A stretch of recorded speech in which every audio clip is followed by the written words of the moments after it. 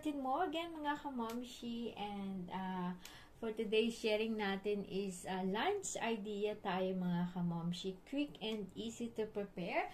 So ayan na po yung ating salmon mga kamamshi, and ito na po yung ating mga pangpasarap. So ito po ay seasoning, salt, pepper, garlic powder, and olive oil mga kamamshi. So ayan, to taste na lang po. So ganyan lang. So,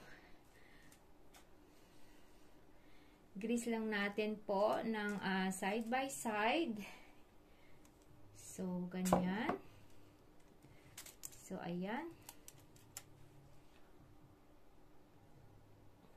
So, ito tayo sa other side para yung sarap is pantay-pantay mga kamamshi. So, bali, baka magtaka kayo bakit yung isa is hindi ko siya nilalagyan. So, bali kasi yan is para sa kay Hana, and ayun yan yung may pepper mga kamamshi. So, bali yan is salt and konting seasoning lang. So, after nyan, ganyan lang. So, ganito yung style na gusto ko. Dapat yung kanyang skin is nasa pababa. So, ayan mga kamamshi.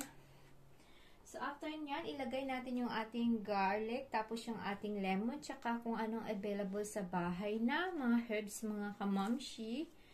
So, ganyan. And then, while mag-prepare tayo ng ganito, is yung ating oven is dapat preheated na po sa 100 Celsius, 180 Celsius Fahrenheit. So, ayan, nagbulol-bulol pa tayo.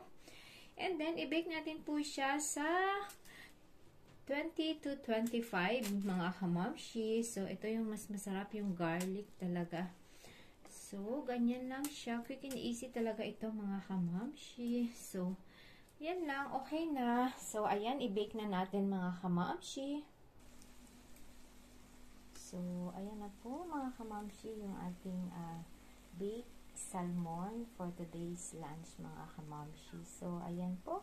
Happy Thursday everyone, and thank you. Ciao, ciao!